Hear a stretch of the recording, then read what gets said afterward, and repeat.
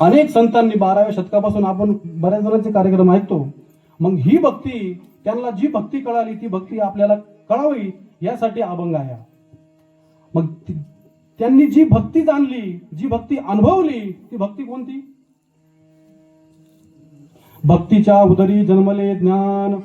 बरं, नुसतं ज्ञान होणं उपयोग आहे का? आधी भाव होणं आवश्यक आहे. अंतःकरणामध्ये भाव आहे. आता भावाचे प्रकार आहे, बरेच प्रकार आहे भावाचे. मी आता सांगितलं आत्यंतिक, आगतिक. आणि एकदा ती भक्ती तयार झाली की तुम्हाला ज्ञान होईल. बरं, संत आदिशक्ती मुक्ताबाईंच्या पदस्पर्शाने पावन झालेल्या या भूमीत गेल्या 24 वर्षापासून हरिभक्त परायण आपल्या सर्वांच्या परिचित गुरुवर्या गयाबाई दराडे मावशी, त्याचप्रमाणे आता ज्यांनी आपल्याशी संवाद साधला अशा आपले सर्वांचे ज्येष्ठ असणारे आदरणीय हरिभक्त परायण रायवानांना पाणकर यांच्या मार्गदर्शनाखाली गेल्या 24 वर्षापासूनची अखंड नाम सप्ताहाची आजची 5व्या दिवसाची कीर्तनरूपी सेवा खरं तर ज्यांच्या नावातच पांडुरंग आहे, ज्यांच्या नावातच पांडुरंग आहे ते आदरणीय हरिभक्त परायण पांडुरंग महाराज आढाव यांच्यासाठी तर जोरदार टाळ्या वाजवा.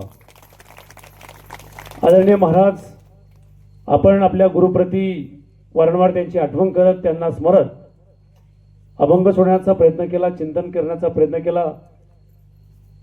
आदरणीय प्रकाश महाराज इलग आपण सर्वांनी त्यांना, जेरेकर महाराज आपण सर्वांनी त्यांना साथसंगत दिली, म्हणून मी आपल्या सर्व टाळकऱ्यांचं मनापासून या ठिकाणी आभार मानतो. आपल्या वस्तीचं भूषण, आपल्या वस्तीचं रत्न हरिभक्त परायण आयुष महाराज वणे यांच्यासाठी तर जोरदार टाळ्या वाजवा.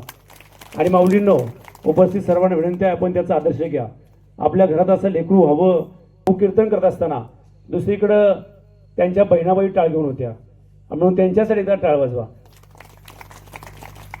आणि म्हणून हे 2-3 भावंड म्हणजे 2 बहिणी, आमच्या शिलाताई तारडे आणि आमच्या सोनाली बहिणी आणि पांडुरंग महाराज दरवर्षी न चुकता एका दिंडीचं नेतृत्व करतायत.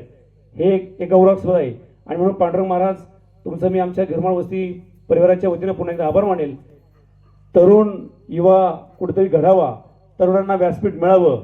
आणि म्हणून पांडुरंग महाराज, आपण या ठिकाणी आलात, चांगलं कीर्तन करण्याचा प्रयत्न केला, चांगलं चिंतन करण्याचा प्रयत्न केला.